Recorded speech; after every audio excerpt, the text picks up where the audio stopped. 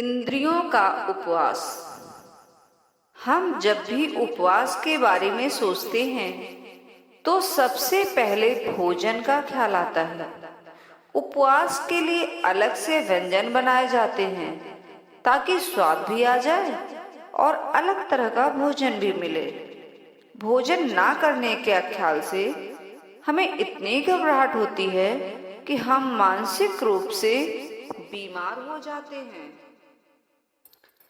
स्वास्थ्य के अलावा एक और वजह है जिसके कारण खाना कम खाया जा सकता है और वह है आनंद की दशा। संतुष्टि हो तो भूख नहीं लगती, पेट भरा हुआ सा लगता है। उपवास का असली अर्थ है स्वयं के पास रहना। उप यानी पास। जब कोई अपने पास यानी अपनी आत्मा के करीब होता है तो वह आनंद में डूब जाता है। उसे शरीर की याद ही नहीं रहती। यह नैसर्गिक उपवास है जिसमें शरीर को विश्राम मिलता है और सूक्ष्म तल पर उसका पोषण भी होता रहता है। शरीर का पोषण सिर्फ स्थूल अन्न से नहीं होता। वातावरण में कितनी ही सूक्ष्म पोषक ऊर्जाएं होती हैं जो शरीर को कई तरह से पोषण देती है। इस भोजन को पचाने की जरूरत नहीं पड़ती, उसका सार सीधे खून में घुल जाता है। भोजन सिर्फ मुंह से नहीं किया जाता, सारी इंद्रियों का अपना आहार होता है। वह दिन रात चलता रहता है। आधुनिक जीवन इंद्रियों पर बहुत बोझ डालता है। जरा सोचिए, हम कितने घंटे अपनी आंखों का उपयोग करते हैं, कितना ज्यादा बोलते हैं, कितनी अनावश्यक आवाजें सुनते हैं और कितना अनावश्यक खाते हैं। जब आप इंद्रियों के बारे में सजग हो जाएंगे तो आपका मन आपको सावधान करने लगेगा।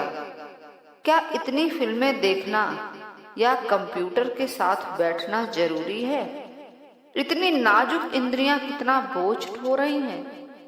मन में अधिकतम तनाव आंखों में प्रवेश करते हैं और आंखों का तनाव ही मन की स्नायुओं के लिए सबसे बड़े तनाव का कारण है। अगर आंख शांत, शिथिल और रिलैक्स हो जाए तो मस्तिष्क के 99% रोग विदा हो जाते हैं। आपकी सजगता ही आपका सेंसर बनेगी और आप पाएंगे कि इंद्रियों का इतना आहार अनावश्यक है। इंद्रियों को थोड़ा विश्राम दिया जा सकता है।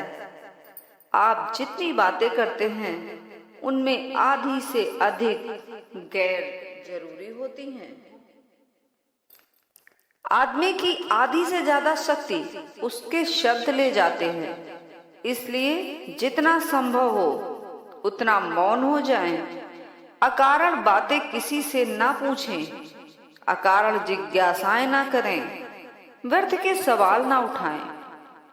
किसी को नुकसान अधिक होता है, फायदा कम। मौन का अर्थ है कम से कम। जितना अनावश्यक हो ना बोलें, जितना आवश्यक हो उतना ही बोलना चाहिए।